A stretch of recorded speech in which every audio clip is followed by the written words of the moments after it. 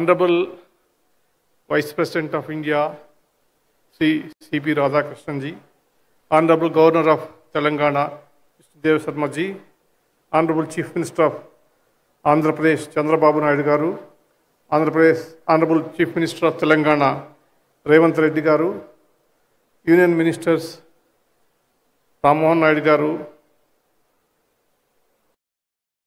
Kishan Reddy garu, ఈ సమావేశానికి విచ్చేసినటువంటి అతిరథ మహారాజులు, కేంద్ర మంత్రులు, పారిశ్రామికవేత్తలు, రామోజీ కుటుంబ సభ్యులు, అదేవిధంగా పత్రికా ప్రతినిధులు, సోదరీమణులారా, మీ అందరికీ కూడా హృదయపూర్వక నమస్కారాలు. నేడు రామోజీరావు గారి జయంతి. ఈరోజు వారి జీవితం, కృషి, త్యాగం మరియు సందేశాత్మకమైనటువంటి వారసత్వాన్ని స్మరించుకునేందుకు, అదేవిధంగా ఆధునిక భారతదేశ జర్నలిజం యొక్క పరిణామ గాథను జ్ఞాపకం చేసుకునేందుకు సరైనటువంటి సమయం అని భావిస్తున్నా. ది గాడ్ ఫాదర్ అనేటటువంటి నవల్లో రచయిత చెప్తాడు, great men are not born great, they grow great. అది రామోజీరావు గారి విషయంలో సరిగ్గా సరిపోతుంది. రామోజీరావు గారు ఒక నైతిక నిబద్ధత కలిగినటువంటి వ్యక్తి.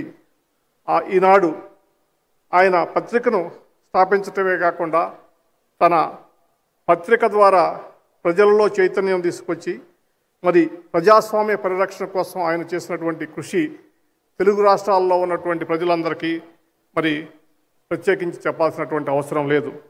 అంతేకాదు, ఆయన తన పత్రికను ఏనాడు కూడా స్వప్రయోజనాల కోసం వాడుకోలా, తన వ్యాపార సంస్థలకు ఆయుధంలా, రక్షణలా వాడుకోలా. అదేవిధంగా పత్రికలో లేదా టీవీలో ప్రజలకు సరైనటువంటి సమాచారం అందించి మరి వారిని చైతన్యవంతం చేసి ప్రజాస్వామ్య పరిరక్షణలో, దేశ అభివృద్ధిలో భాగస్వాములు చేసినటువంటి సంగతి మీ అందరికీ తెలుసు.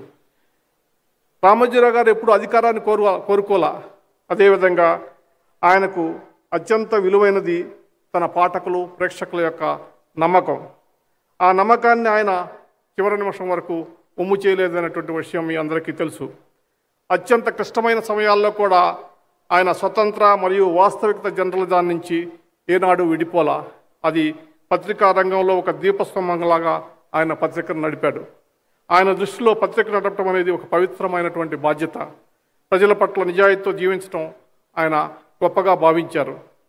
సమాచార హక్కు కోసం, సారా వ్యతిరేక ఉద్యమంలోనూ, ప్రజాస్వామ్య పరిరక్షణ కోసం జరిపినటువంటి ఉద్యమంలోనూ, తెలుగు భాష రక్షణ కోసం జరిపినటువంటి ఉద్యమాల్లో ఆయన ఈనాడు ద్వారా ప్రజల గొంతు కలిపి ఆ ఉద్యమాలని బలోపేతం చేసినటువంటి మహనీయుడు. ఇంత ఘనమైనటువంటి వారసత్వాన్ని నిలుపుకోవటం, ముందుకు నడపడం అనేటటువంటిది ఒక పెద్ద సవాల్. మన చుట్టూ చూస్తూనే ఉన్నాం, అనేక మంది తాతలు తండ్రులు సంపాదించినటువంటి ఆస్తులని, సామ్రాజ్యాలని ఏ విధంగా పోగొట్టుకున్నారో. అందుకు భిన్నంగా రామోజీరావు గారి వారసులు ఆయన గర్వించే విధంగా వారు నెలకొల్పేటటువంటి ఫోర్త్ ఎస్టేట్ని మరింత గొప్పగా ముందుకు నడిపిస్తున్నారు. ఆయన కుమారుడు కిరణ్ గారు, కోడళ్ళు, మనవడు ఆయన ఎంచి ప్రోత్సహించినటువంటి ఉద్యోగులు ఆయన ఆదర్శాలను కొనసాగిస్తున్నారు. తెలుగు జాతికి ఈ విలువైన సంపద ఫలాలను ఎప్పటికీ అందేలా జాగ్రత్తలు తీసుకున్నటువంటి రామోజీరావు గారు సిసలైన దార్శకులు.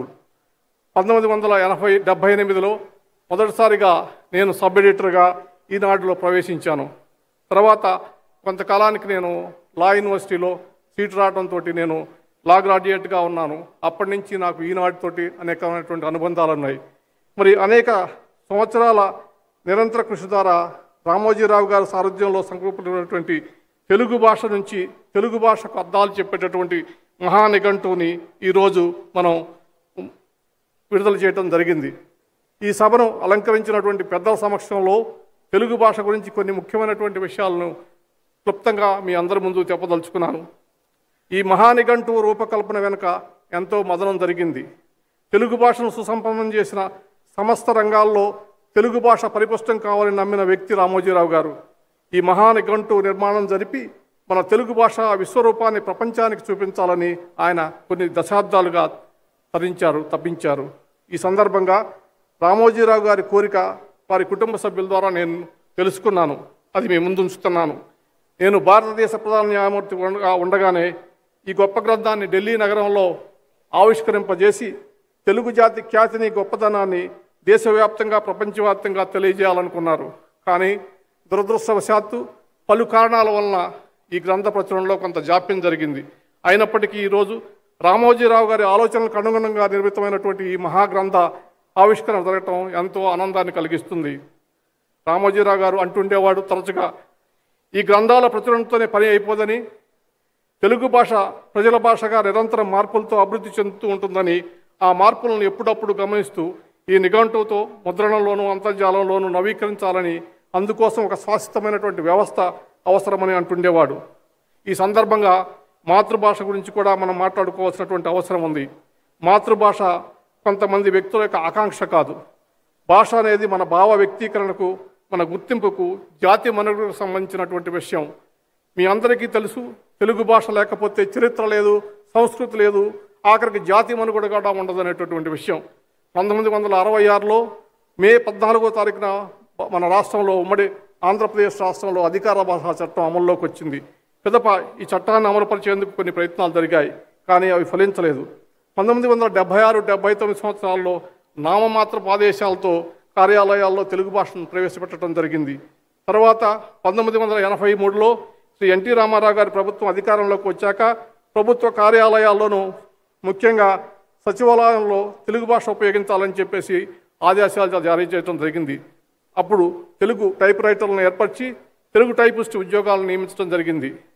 న్యాయ పరిపాలనా పదకోశం, కార్యాలయ పదవాళ్ళ వంటి గ్రంథాలను ప్రచురించడం జరిగింది. కానీ 1988 వరకు ఆ కార్యాచరణ అంతగా జరగలేదు. 1988లో ఎన్టీ రామారావు గారు ఒక చారిత్రాత్మక నిర్ణయం తీసుకున్నాడు.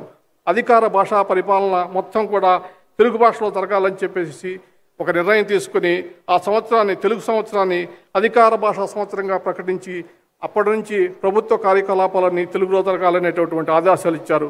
దురదృష్టవశాత్తు ఆ తర్వాత తెలుగు భాషకు మళ్ళా పరిపాలనలో అంత ప్రాముఖ్యత లభించలేదని చెప్పించడానికి చింతిస్తున్నాను. రామోజీరావు గారు పాత్రికేయ రంగంలో ప్రవేశించే నాటికి స్వతంత్ర పోరాటంలో పాల్గొన్న పత్రికలు ఉనికిలో ఉండేవి. ఆ పత్రికలు నెలకొన్నటువంటి ఉన్నత సాంప్రదాయాలను కొనసాగిస్తూ తెలుగు జర్నలిజంలో కొత్త వరవడి సృష్టించారు. ఇప్పుడు దురదృష్టవశాత్తు సోషల్ మీడియా ప్రధాన మీడియాని కబళిస్తున్నటువంటి రోజులు. రామోజీరావు గారు వంటి మార్గదర్శి మన ముందు లేకపోయారు. వెనకటి రోజుల్లో కొందరు రాజకీయ నాయకుల వెనక రౌడీలు ఉండేవాళ్ళు. మరి ఈ రోజుల్లో రౌడీల బదులు సోషల్ మీడియా ప్రవేశించింది. సోషల్ మీడియా ముసుగులో చేసే అబద్ధపు ప్రచారాలతో సమాజానికి ఎంతో నష్టం జరుగుతుంది. ఈ విషయాన్ని రాజకీయ పార్టీలు కానీ, అధికార ప్రభుత్వాలు కానీ ఇంకా సరిగ్గా గుర్తించినట్టు లేదు. నేటి సమాజంలో ఒక స్మార్ట్ ఫోన్ ఉన్నటువంటి వ్యక్తి తానే పబ్లిషర్గానో, మీడియా సంస్థగానో మారిపోయిన పరిస్థితి. సోషల్ మీడియా అనేది ప్రజాస్వామ్య భావ్య వ్యక్తీకరణకు విశాలమైనటువంటి వేదిక. అయినప్పటికీ అది వెర్రితలలు వేసి తప్పుడు సమాచారం, ఫేక్ న్యూస్ ద్వారా నియంత్రణ లేకుండా సమాజానికి పెనుముప్పులా తయారైంది. ఈ నియంత్రణ లేని అశాంతభరితమైనటువంటి పరిస్థితుల్లో దుష్ప్రచారాలతో ప్రజలు వేధింపులకు గురిచేస్తుంది. బాధితులకు తిరిగి సమాధానం చెప్పే పరిస్థితి కానీ, సత్యాన్ని పరిరక్షించేటటువంటి ప్రభావితమైనటువంటి యంత్రాంగంగా లేకపోవటం వల్ల, తప్పుడు ప్రచారాలను ఎదుర్కోవటం వల్ల సమస్యగా మారింది. ఈ సోషల్ మీడియా ఎక్కువ వాడటం వల్ల అనేక ఆరోగ్య, మానసిక సమస్యలకు ప్రజలు బాధపడుతున్నారు. సైబర్ నేరస్తులు, బ్లాక్ మెయిలర్స్కు ఇది ఒక స్వర్గంలా మారింది. మరి ఈ కొత్త వ్యవస్థలో ఇన్ఫ్లుయెన్సర్స్ అనే కొంతమంది వీరికి లేనటువంటి నైపుణ్యాన్ని ఆపాదించుకుని ఒక వ్యాపారంగా మార్చుకుని బ్రతుకుతూ దాని ద్వారా ప్రజలను మోసాలు చేస్తున్నటువంటి పరిస్థితి కొనసాగుతుంది. ఇంగ్లీషే భాషగా, క్రికెట్ అన్నది క్రీడగా, హింస అశ్లీలతో సినిమాలుగా, ఎంసెట్ అన్నదే పరీక్షగా, గుండాలే హీరోలుగా, అవినీతే రాజకీయంగా, ధనార్జనే జీవిత ధ్యేయంగా, స్వార్థమే వ్యక్తిత్వంగా, వికృత పోటీతత్వమే జీవితంగా మారినటువంటి నేడు సమాజంలో మనం బ్రతుకుతున్నాం. మన తరతరాలుగా లభించినటువంటి దయ, కరుణ, ప్రేమ, ఔదార్యం, స్నేహం, సంస్కారం, సహకారం, సేవాభావం, త్యాగం, నిరాడంబరత, నిస్వార్థం, నిజాయితీ వంటి మానవ విలువలని పనికిరాని పదాలుగా మనం కొట్టివేస్తున్నటువంటి పరిస్థితి. మన సంస్కృతి సాంప్రదాయాలను కాపాడుకోవాల్సినటువంటి పరిస్థితి ఉంది. మన సంస్కృతి సాంప్రదాయాలను అణిచివేసే శక్తులను ఎదుర్కొని జాతీయ సంస్కృతి ప్రజాస్వామ్యాన్ని కాపాడుకోవాల్సినటువంటి పరిస్థితి ఈరోజు దేశంలో ఉంది. వ్యక్తిగతంగా రామోజీరావు గారు దూరదృష్టి కలిగిన నాయకుడే మాత్రం కాదు, విశ్వసనీయమైనటువంటి స్నేహితుడు, స్థిరమైన నిబద్ధత కలిగిన వారు, విశ్వాసపాత్రులు, ఆయన సంబంధాలను గౌరవించేవాడు, మాటలు నిలబెట్టుకునేటటువంటి మనిషి. తెలుగు జాతి సంస్కృతి సాంప్రదాయాలను సంపూర్ణంగా వాటి వికాసాలను పరిరక్షించేందుకు రామోజీరావు గారి జీవితం ఆదర్శంగా తీసుకుని జాతి పునర్నిర్మాణానికి అంకితం అవటే మనం ఆయనకు అర్పించగలిగినటువంటి నిజమైనటువంటి నివాళి. ఈ అవకాశం ఇచ్చినటువంటి రామోజీ కుటుంబ సభ్యులందరికీ కృతజ్ఞతలు తెలియజేసుకుంటాను.